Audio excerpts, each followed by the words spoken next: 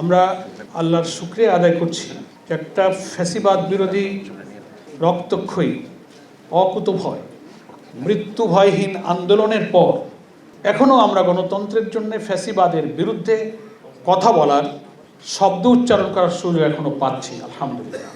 কিন্তু জাতির সামনে একটি অশনি সংকেত, জুলাই সনদ বাস্তবায়ন না করে ক্ষমতাসীন সরকারি দল যে তালবাহানা শুরু করেছে, অনেকে বুঝতে পারছেন না যে কি রহস্য, কেন ওনারা করতে চান না।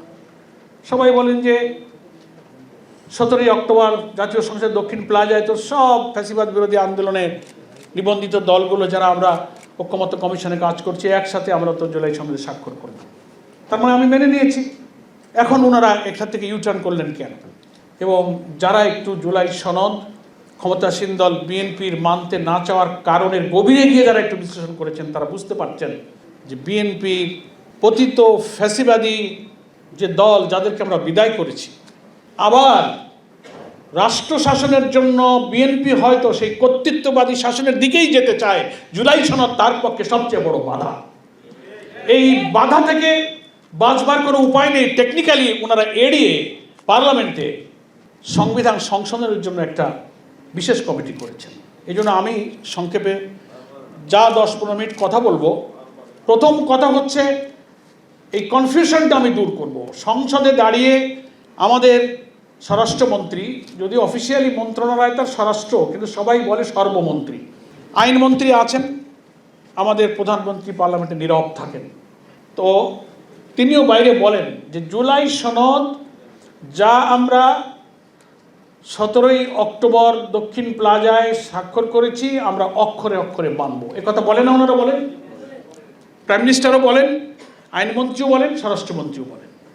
ঐক্যমত্য কমিশনের 84টি একমত হওয়া সংস্কারের বিষয়টা, এই যে বইটা জুলাই জাতীয় সনদ 2025 ভবিষ্যতের পথরেখা, পার্লামেন্টে এই বইটা উঁচু করে স্বরাষ্ট্রমন্ত্রী বলেছেন অক্ষরে অক্ষরে মানব। এখন প্রাইম মিনিস্টার বাইরেও এই কথা বলেন।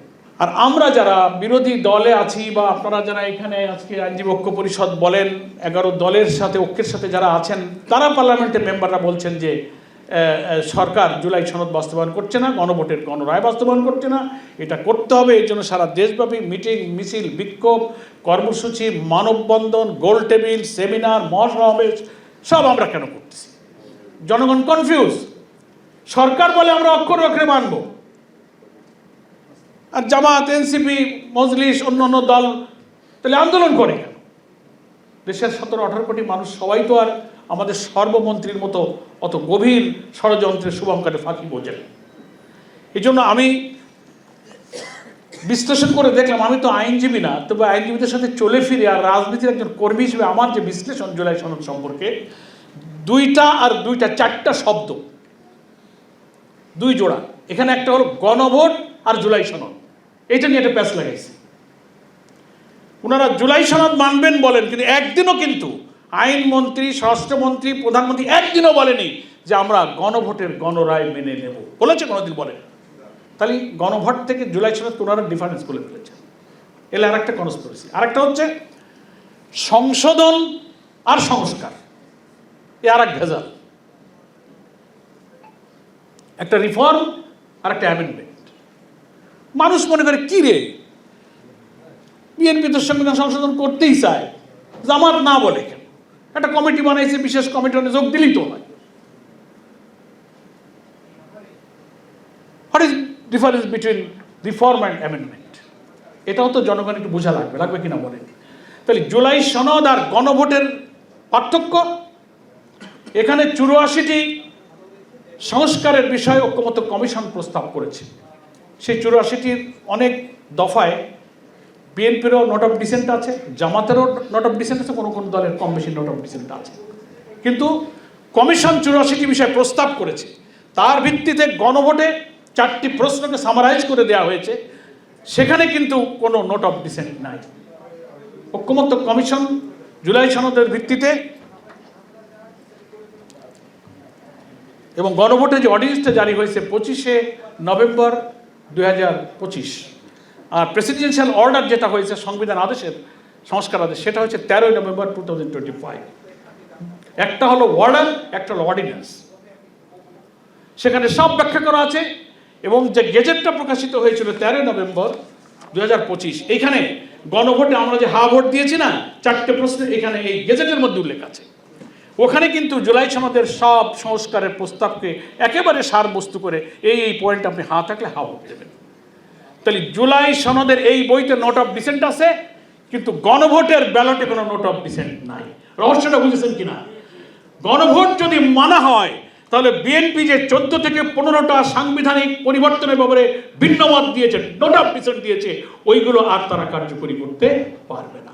সেই 12-14টা পয়েন্টই হচ্ছে সংবিধানের এমন মৌলিক বিষয়, প্রধানমন্ত্রী প্রাইম মিনিস্টার ছাড়া আর পার্টি চিফ থাকতে পারবেন না, আপার হাউজের ব্যাপারে প্রপোর্শনাল রিপ্রেজেন্টেশন পদ্ধতি, সমস্ত সাংবিধানিক পদ কনস্টিটিউশনাল পোস্টগুলোকে প্রধানমন্ত্রী রাষ্ট্রপতির ইচ্ছায় পূরণ করা যাবে না।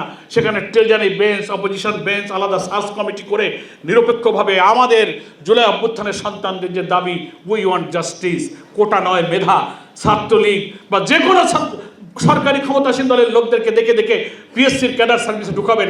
এখান থেকে বেরিয়ে আসতে গিয়েই তো এক দফার আন্দোলনের জন্ম হয়েছিল। কথাটা আমি বুঝাতে পারছি কিনা? গুরুত্বপূর্ণ এই সব জায়গাতে বিএনপি নোট অফ ডিসেন্ট দিয়ে বলেছে তারা চায় anti corruption commission, public service commission, attorney auditor general, controller general, তারপরে আপিলের ডিভিশনের জাস্টিস, চিফ জাস্টিস, কেয়ারটেকার গভর্নমেন্টের সিস্টেম, এর মৌলিক জায়গাগুলোতে বিএনপি নোট অফ ডিসেন্ট দিয়েছে। এর রহস্য তো জনগণ জানে না। তো এই জুলাই সনদ ওনাদের ভাষায় অক্ষরে অক্ষরে মানার অর্থ হলো ওই ভিন্ন মত বাদ দিয়ে যা থাকবে তাই ওনারা মানবেন। তো ভিন্ন মত বাদ দিলে যা থাকে সেটা একেবারে ইমেটেরিয়াল, এটা দিয়ে দেশের রাষ্ট্র কাঠামোর কোনো গুণগত পরিবর্তন হবে না। কথা বুঝেছেন? কিন্তু গণভোটের রায় মানলে কিন্তু ওই সব সহ মানতে হবে, কারণ এখানে নোট অফ ডিসেন্ট আছে, কিন্তু গণভোটে ব্যালটে উইদাউট নোট অফ ডিসেন্ট প্রায় 70% মানুষ, 5 কোটি মানুষ হাতে ভোট দিয়ে বলেছে যে আমরা এই 84টা সংস্কারের ব্যাপারে একমত হয়ে গেলাম। That is the difference between গণভোট অ্যান্ড রিফারেন্ডাম অ্যান্ড কি বলে এই জুলাই চার্টার। জুলাই এখন আলাদা হয়ে গেল, ওনারা আলাদা করে ফেলেছেন। এই জন্য একদিনও মুখ দিয়ে বলে নাই যে আমরা গণভোট মানবো, জুলাই সনদ মানবো, তা বলে মানুষ তো বুঝতে পারে না। রহস্য একটা। আর হচ্ছে সংস্কার আর সংশোধন, তো আপনারা বোঝেন, সবাই এখানে লয়ার। সংশোধনটা হচ্ছে কারেকশন, অ্যামেন্ডমেন্ট, একটা বাক্য, একটা শব্দ, একটা প্যারা, একটা অধ্যায় আপনি কিছু ছোটোখাটো কারেকশন করে দেবেন। কিন্তু সংস্কার, রিফর্ম, সংবিধানের চেতনা, দৃষ্টিভঙ্গি, স্ট্রাকচার, পুরা কাঠামোকে চেঞ্জ করে ফ্যাসিবাদী যুগের কর্তৃত্ববাদী শাসনের, দলীয় কারণে লুটপাটের সমস্ত কাঠামোর মানে আমূল শিকড়কেই চেঞ্জ করতে গেলে একটা ফিলোসফিগত, স্ট্রাকচারগত, বৈশিষ্ট্যগত একটা চেঞ্জ আনতে হবে। That is called reform. এই জন্য ওখানে ওনাদের ভয়, এই রিফর্ম যদি হয়ে যায় তাহলে কর্তৃত্ববাদী হতে পারবো না, একদলীয় শাসন করতে পারবো না। ওই জন্য প্রধানমন্ত্রী হেড অফ দ্য গভর্নমেন্টও থাকবেন, আবার হেড অফ দ্য পার্টিও থাকবেন। তাহলে ঐক্যমত্য কমিশনে আমরা তো সেই প্রস্তাব মেনে নিয়েছি। আরও অনেক গুরুত্বপূর্ণ, সময় নেই, এই কারণে ওনারা জুলাই সনদ মানার কথা বলেন। তার মধ্যে রহস্য হলো ওই 12-14টা চেঞ্জ, ভিন্ন মত, কিন্তু গণভোট মানতে চান না, কারণ ওখানে কোনো ভিন্ন মত নাই, যেহেতু ওটা 70% লোক হাতে ভোট দিয়ে ফেলেছে ওখানে। এবং শিশির ভাই বলেছেন, আজকে প্রবন্ধকার বেলায়েত ভাই চমৎকারভাবে বলেছেন যে ট্রানজিশন পিরিয়ডে, একটা গণ অভ্যুত্থানজনিত কোনো আপৎকালীন সময় যখন পার্লামেন্ট থাকে না, সরকার থাকে না, একটা ট্রানজিশন পিরিয়ডে একটা অথরিটি তৈরি হয় জনগণের অভ্যুত্থানের মধ্য দিয়ে। তার ভিত্তিতে রাষ্ট্রপতি যে অর্ডারটা দিয়েছেন, যেটা প্রেসিডেন্সিয়াল একটা অর্ডার, অর্ডিন্যান্স না, আদেশের মর্যাদা। এখানে আমাদের আজকে প্রবন্ধকার পরিষ্কার বলেছেন যে সংবিধানের আপনার মোস্ট প্রবাবলি 155 আর্টিকেলে বোধ হয় 105, যেখানে বলা হয়েছে যে অর্ডারটাও আইন। 152 আর্টিকেল 152-তে বলা হচ্ছে যে প্রেসিডেন্সি অর্ডারটা যেটা এসছে 13 নভেম্বর, এটা একটা আইন। যে কোনো অর্ডিন্যান্স যখন পার্লামেন্ট থাকে না হয়, কিন্তু যখন পার্লামেন্ট শুরু হবে তখন অর্ডিন্যান্সটা পার্লামেন্টে পেশ করে অনুমোদন নিতে হয়, হয় অনুমোদন নাইলে রহিতকরণ পার্লামেন্টে আনতে হবে। কিন্তু প্রেসিডেন্সিয়াল অর্ডারের ক্ষেত্রে কিন্তু এই বাধ্যবাধকতা নাই। আর শিশির ভাই তো হিস্ট্রি বলেছেন স্বাধীনতার যুদ্ধে কোন কোন সময় থেকে কীভাবে অর্ডার হলো, আমি ওইদিকে আর গেলাম না। এর সাথে যে কথাগুলো যুক্ত করলাম যে এইগুলো কি আমাদের সর্বমন্ত্রী বোঝেন না?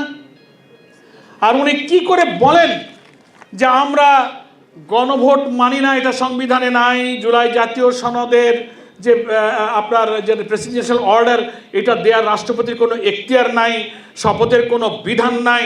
হ্যাঁ, তো যখন লোকেরা কাউন্টার কথা বলে তো আপনারা যে নির্বাচনটা করেছেন সেটা তো একই আদেশের ভিত্তিতে নির্বাচন। আমাদের বিরোধী দলীয় নেতা ডক্টর শফিকুর রহমান উদাহরণ দিয়ে বলেন যে একই তরকারি খাবেন, ঝোল না খাবেন না গোস্তটা খাবেন। 13ই নভেম্বরের প্রেসিডেন্সিয়াল অর্ডারে আমি গেজেটের 2টা সেন্টেন্স পড়ে শোনাই। এই যে সালাউদ্দিন সাহেব বলেন যে আমরা সংবিধানের আর্টিকেল 65-এর অধীনে নির্বাচন করেছি, এটা আমাদের কি বলে এই প্রেসিডেন্সিয়াল অর্ডারের সাথে এই নির্বাচনের কোনো সম্পর্ক নেই, এটা বোঝাতে চান। আপনি দেখেন গেজেটের এক জায়গায় বলা আছে কোন পাওয়ারে এই আদেশটা জারি হলো। যেহেতু 2024 সালের জুলাই আগস্টে সংগঠিত ছাত্র জনতার সফল গণ অভ্যুত্থানের মাধ্যমে প্রকাশিত জনগণের সার্বভৌম ক্ষমতা ও অভিপ্রায়ের ভিত্তিতে, ওই যে আর্টিকেল 7-এ উইল অফ দ্য পিপল, আপনার লয়ার সবাই জানেন will of the people is sovereign. গেজেটে বলা হচ্ছে সেই জনগণের সার্বভৌম ক্ষমতা অভিপ্রায়ের ভিত্তিতে এবং অন্তর্বর্তীকালীন সরকারের পরামর্শক্রমে রাষ্ট্রপতি আদেশ জারি করেছেন। কথা পরিষ্কার। আরেকটা জায়গায় বলা হচ্ছে এই গেজেটে নির্বাচনের প্রসঙ্গে 2 জায়গায় বলা হয়েছে সংসদ নির্বাচন অর্থ এই আদেশ জারির অব্যবহিত পরে অনুষ্ঠিত যে সাধারণ নির্বাচন সেটাই হচ্ছে সংসদ নির্বাচন। তাহলে এই আদেশের ভিত্তিতেই যে নির্বাচন, সেই নির্বাচনে সালাউদ্দিন সাহেব কিন্তু এখন মন্ত্রী হয়েছে। তাহলে এই আদেশ যদি অবৈধ হয় তাহলে আপনার মন্ত্রিত্ব অবৈধ। পারলে আপনি কোর্টে চ্যালেঞ্জ করেন, পার্লামেন্টে আপনি ব্যাখ্যা দেন। আর তা না হলে আপনাকে দাঁড়িয়ে বলতে হবে যে না 12ই ফেব্রুয়ারি রেফারেন্ডামে আমরা নাতে ভোট দিয়েছি, হাতে ভোট দিই। তাও তো বলেন, স্বচ্ছ থাকলে বলেন। অথচ আপনারা বিফোর ইলেকশন ক্যাম্পেইন করেছেন যে হাতে ভোট দেন। প্রথমে বলতে চাই, শেষের দিকে নিরুপায় হয়ে বলেছে।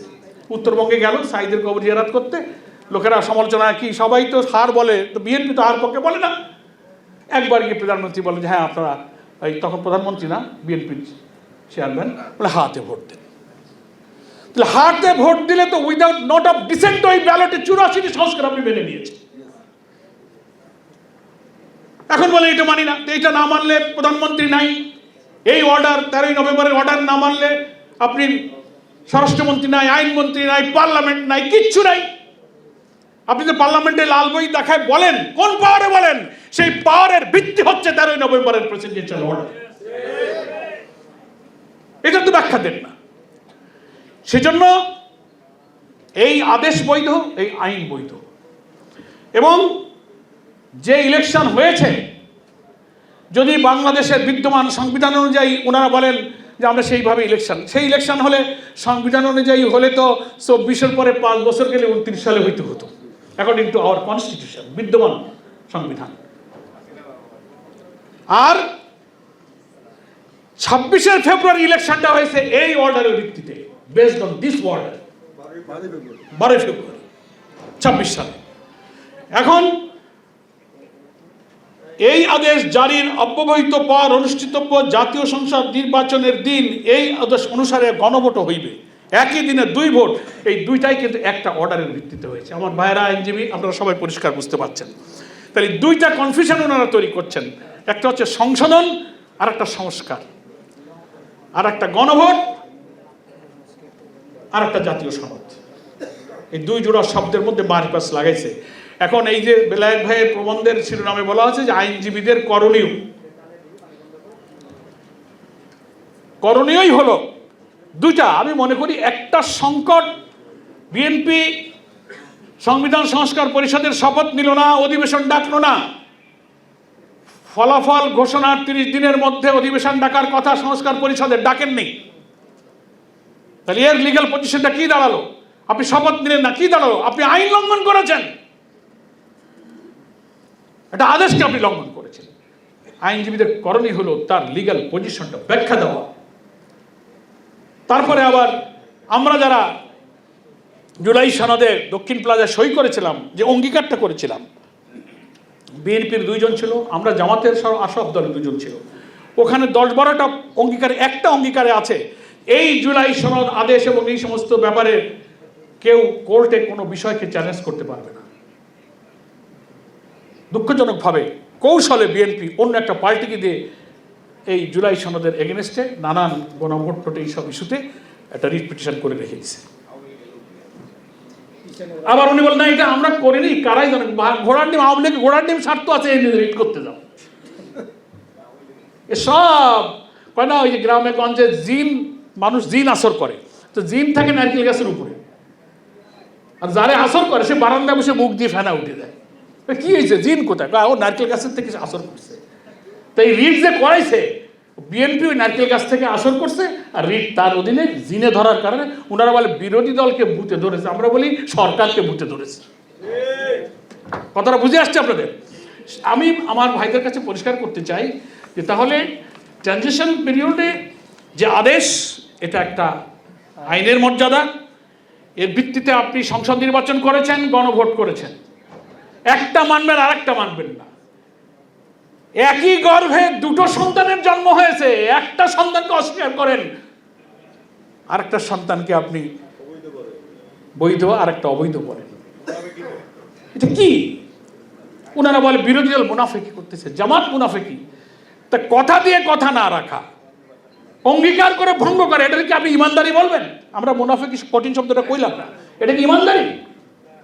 সেজন্য আজকের এই আইনজীবী ঐক্য পরিষদের সেমিনারের আয়োজন করাতে আমি ধন্যবাদ জানাই। এবং আমার 2টো কথা বলে আমি শেষ করব যে সংকট আমি দেখছি এখন বিএনপি ভয় পাচ্ছে যে জুলাই সনদ যদি আমি বাস্তবায়ন করি উইদাউট নট অফ ডিসেন্ট, গণভোটের যে রায় হুবহু যদি ওনারা মানেন, কর্তৃত্ববাদী শাসন, আওয়ামী ফ্যাসিবাদী কায়দায় দলীয়করণ, প্রশাসনের সব জায়গায় আমার লোক ছাড়া, এক্ষুনি তো সনদ লাগবে না, এক্ষুনি কাণ্ড কারখানা দেখতেছেন না? জেলা পরিষদ, কর্পোরেশন, পৌরসভা, বিশ্ববিদ্যালয়, নানান উন্নয়ন অথরিটিতে সব নিয়োগ, বলে সবার আগে বাংলাদেশ, কারণ এই সবার আগে বিএনপি। এত বড় একটা ভোট আপনারা করলেন, ইঞ্জিনিয়ারিং ম্যানিপুলেশনের দিকে নাই গেলাম, কষ্ট নিয়ে আমরা সব বেড়ে নিয়েছি।